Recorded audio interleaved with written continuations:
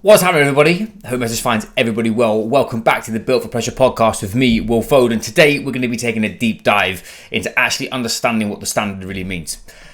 When it comes to high performance, when it becomes to business leadership, when it comes down to you actually operating at the highest frequency possible, not only to attain your goals, but also to dominate them, we hear and we learn and we talk around actually what does hold the standard, raise the standard, what even is the standard. And today, what I want to discuss is if your performance actually matters to you, I want you to show me what your standards are. When it comes down to not only inside Built for Pressure, but everything that I've ever done around high performance, the energy that you give and the attitude that you give actually encompasses the identity of high performance.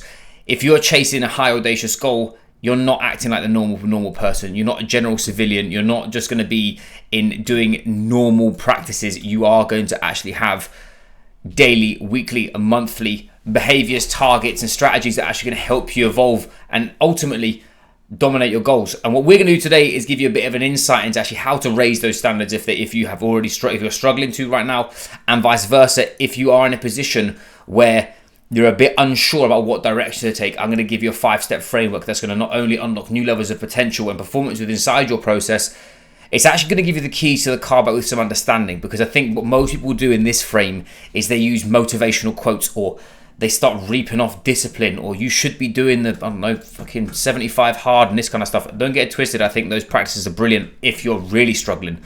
But most people that I work with, most people that I've encountered who are professional in some respect, they're not motivated.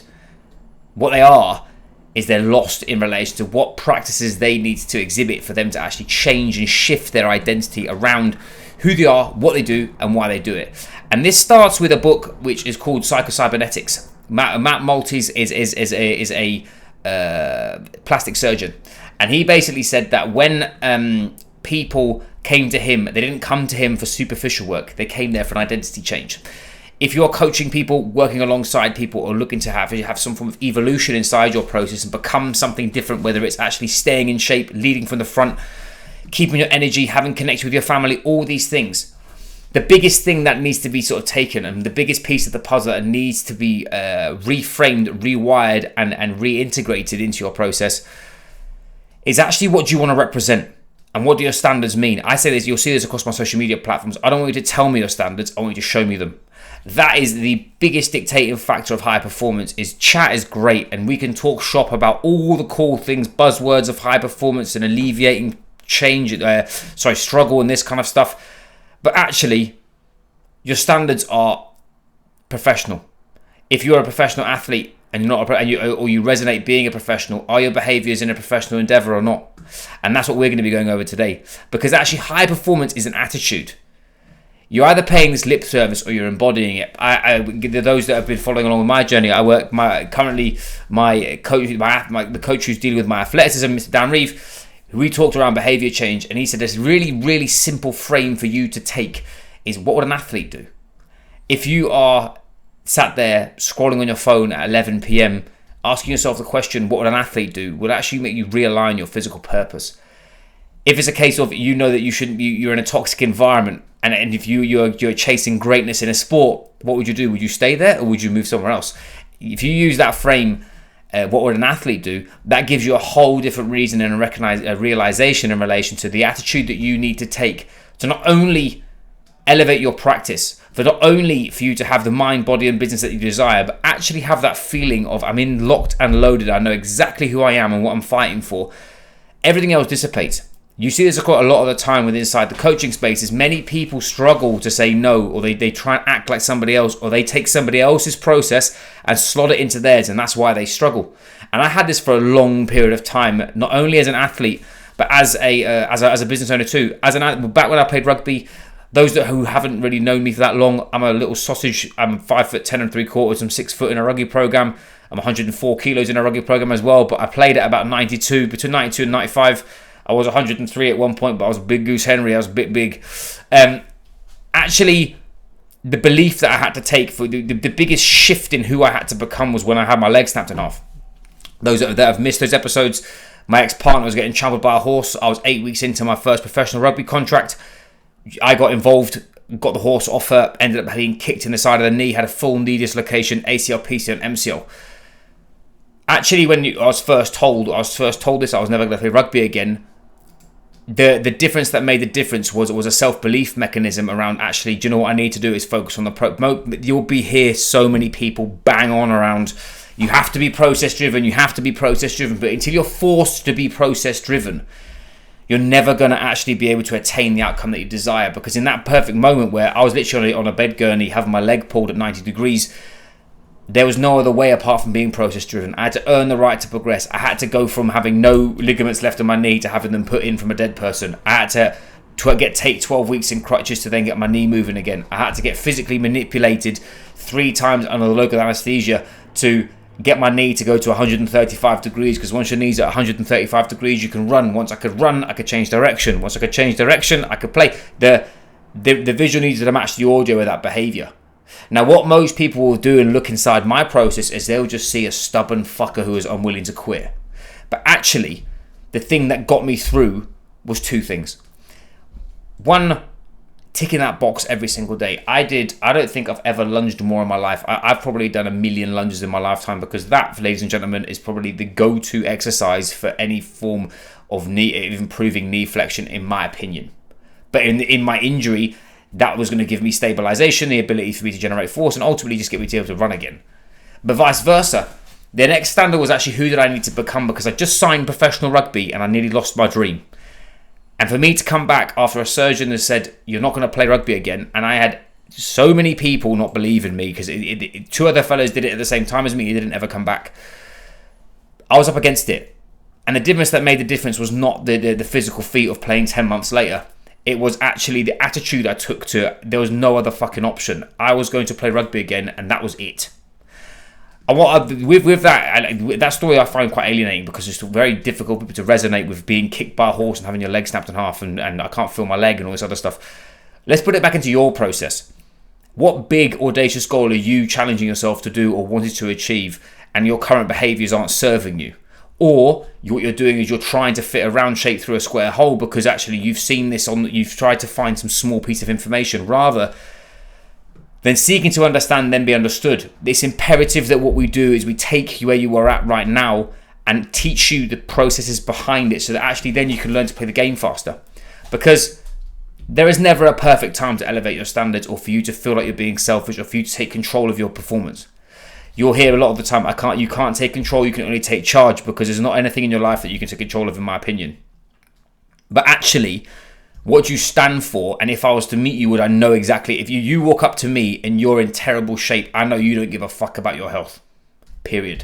And before I get some weapons that are saying, oh, you're fat shaming, I'm not fat shaming. I'm not asking anybody to have a 6-pack. There's 2 currencies that you can live by, that every single human needs, and that is effort and health.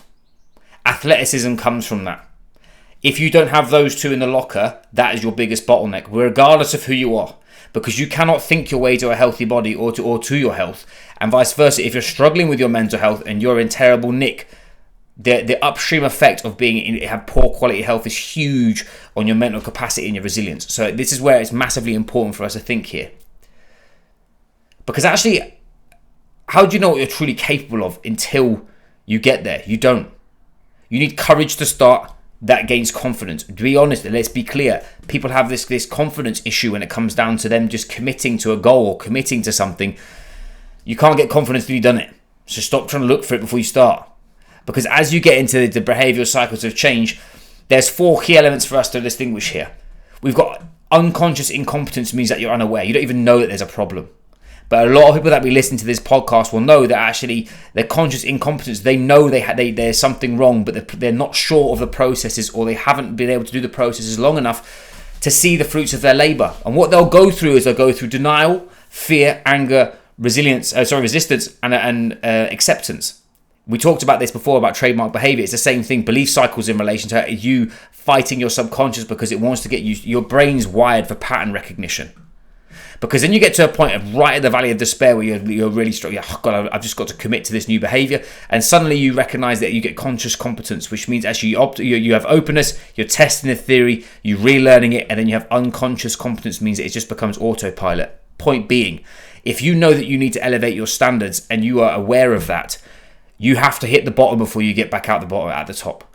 This happens from the most basic level all the way through to the peak levels of performance, whether it's you still stood there not sorting out having your supplements when you said that you would, or knowing how much protein you're having, for you knowing that you're scrolling on your phone like a bellend at 11:30 at night to looking at TikToks of cats rather than going to bed at a normal time because you know you've got to recover better, all the way through to you using alcohol as a stress management mechanism because your life is stressful compared to everybody else. This is where I say to you, your standards dictate your performance, and this is where I want you to put a line in the sand and go, do you know what? Whatever the goal is whatever you're doing, if it's serving you, lean in and sharpen that blade. If it is not serving you, this is where we need to change. Because it doesn't matter what tactics I give you, what strategy, we're going to talk around over the next couple of weeks in relation to all things human optimization, corporate athleticism, how to actually amalgamate your athletic performance, your health, your mental bandwidth and your capacity so you can find your edge, all these cool variations. But actually, until you shake hands with the fact that we're about to go into a phase of fucking loads of hard work and it's going to get harder and harder and harder because you're chasing bigger and bigger goals, suddenly the visual then will match the audio because you'll have the behaviors to match. Because remember, there's something for you to steal. You don't sync to the levels of in times of chaos, you sync to the levels of your training. And most people who go through chaos, crisis, change and challenge, they fucking break or they freeze because they've not trained themselves to have the standards to keep them in the game long enough to not only attain and beat the thing, but actually thrive in it. And that's the name of the game heading into the back end of the year for not only my team, but people that are on this podcast. Because there's 5 key steps that I want you to take for you to integrate new behaviors and actually do what you said that you would. Because that's the most fucking frustrating thing, is that how many people do you know that are sat there still mulling over the same bullshit goals that they've had for 3 years and they still haven't pulled the fucking trigger on them? And it's not because they don't want to, and it's not because they're lazy. It's because what they've done is they've gone into a phase of conscious incompetence where they actually don't know what to do. So it's easier to live in a bit of pain than it is for you to fucking make a change, make a power play, lean into it and keep going forward with it. Because then suddenly you realize that you're going to have conscious competence and we're going to keep moving through that cycle. So the first thing that we need to have is we need to have a clear target. We need to have a game plan and understand that game plan. Whatever that endeavor is, whether from a high performance perspective, whether it's recalibrate your health, whether it's going into an event, whether it's you trying to strap a business to X amount of money, lead a team, it doesn't matter. It needs to have a definition of done. It needs to have a game plan underneath it. It needs to have iterations. If you are an example, if you are putting tasks into your diary, elite level strategy for you is not just put the task, but put the action steps in that task. It takes an extra 30 seconds, but then suddenly you've got a roadmap of completing that task. This is where the elite level performance is found. It's not just in the standard abbreviation of whatever fucking behavior it is. It is the integrative detail and the actual care you put into it that is going to separate you. 2 is actually reduce the friction of what you're doing. If anybody's read James Clear's book, Atomic Habits, it talks around habit stacking. Actually putting your habits together so that they become rituals is massive. Something for you to steal. Again, I learned this through Luke Lehman, shout out to him. Is we don't want habits because you can break habits. Rituals, you won't break them. 99% of people on here will brush their teeth because it is a ritual. There is that 1% who's a nasty bastard who doesn't. But no judgment. They can breathe all over you. But my point is that we want to create rituals around your performance. An example, for me, I wake up, go to the bathroom, I weigh in, I grab my kid, George, shout out my boy, if you guys don't know, take him downstairs, get him a bottle of milk. I then hydrate, take my supplements, which are a multivitamin, omega-3, CoQ10. I take vitamin C, vitamin D, and I also take creatine. I have that, an electrolyte tablet. I drink that. I then have a cup of tea. I then have a coffee an hour later. That is a ritual that I have inside my process. When I'm at home, when I'm away, I travel, it's a little bit different. My point being, I know exactly what I'm doing because it's the same every single day. Before I go to bed, I take magnesium glycinate. The amount of people that come to me that say they've got supplements that are sat on their shelf, it's because you've created friction around taking them. You made this weird pill popping analogy rather than exactly taking charge of it and putting it next to something that you do. Put your pills next to your brew in the morning, done. Vice versa, same thing around you reflecting on your day. How many of you have got a new book and a new pen and you're sat there massaging, writing fucking Dear Diary for 3 days and then suddenly you've got no journal or reflective practice again and you wonder why you're overwhelmed and have anxiety instead of having a framework? 4 questions. What did you win today? What did you learn? What did Kaizen? What did you learn from? What were your lessons? What are the power plays tomorrow? Those 4 things every single day. You should know your power plays for tomorrow. If you don't, you're going in blind. And that's what you're struggling with. So reduce that friction. Because actually what we need to do is make a fucking decision as well. Excuse my French, I'm getting a bit aggressive and a bit amp about this because I love this kind of stuff. Decision-making fatigue for business owners right now is rife. It is a plague. We have got so much overload when it comes down to information and touch points and high performance this and optimize that and get your protein in, I don't know, fucking absolutely everything that you can eat and all this other jazz. Actually, what you need to do is reduce the amount of decisions you got to make. Your meals, you should have something in your day that you have every single day to know that you're getting. An example, we call it the MVP. We have a shake that I say to my clients to have, which is literally a cup of berries, 2 scoops of protein. If you've got creatine in there, massive tablespoon of chia seeds and seeds. You can have oats in there too. If you want to have peanut butter, whatever, have that every single day. If you want to be an absolute goat, put beetroot in it. Obviously, those that know for nitrates, whatever. My point being, have that every day. That's 50 grams of protein and micronutrition sorted. Compared to trying to figure out the nutritional cheat code. Vice versa, the same thing about your down routine. 3, 2, 1. 3 hours before, have your last meal. 2 hours before, please don't do anything stressful. 1 hour before, make the lights dim. You don't need to turn things off and sit there in people have got this weird thing about like, oh, you have to live in fire and this kind of bollocks. Just stop being on your phone so much. Having a process to stop that decision-making fatigue is imperative. Number 4 is actually do work in sprints. How many of us are still sat there doing the same old shit and trying desperately hard to just grind our way through a workday where if you set yourself up to actually have blocks of work, you will fill that with that time with the work needed.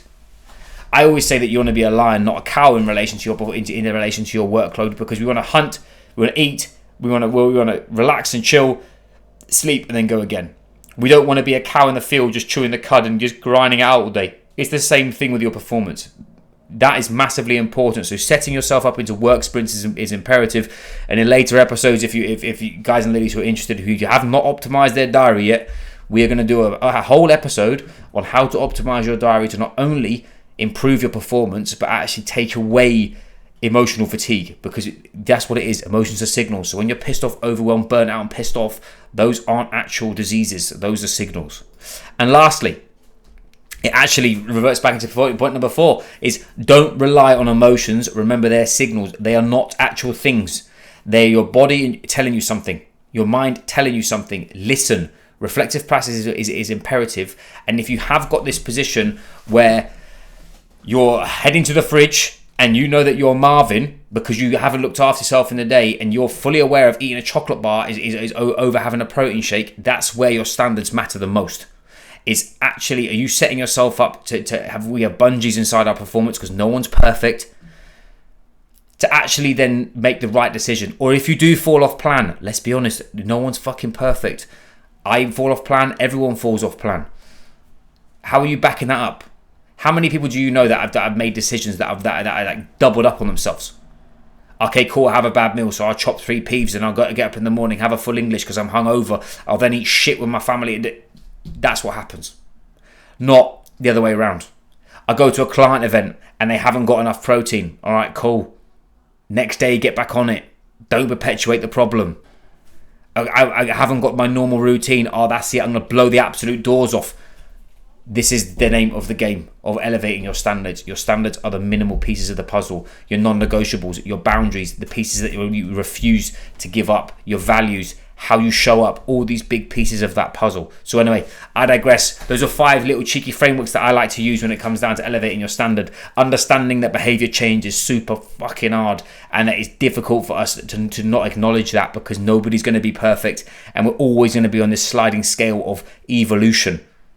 Because the minute you hit one level of base camp, you want to hit the higher altitude, which takes a different type of behavior, which then becomes uncomfortable again. So start shaking hands with it. And like we said, what I don't want you to do is I don't want you to talk about your performance matters to you. I want you to show me. Anyway, if you enjoyed this episode, if you know that somebody that would resonate with this and who wants to be part of a like-minded community of people where we're going to delve deep into all things around high performance, around your mind, body, and how to operate in your business, please drop a follow, please drop a like, send it to a friend. The more exposure, the better, because I want to grow this. And I'll catch up with you guys soon.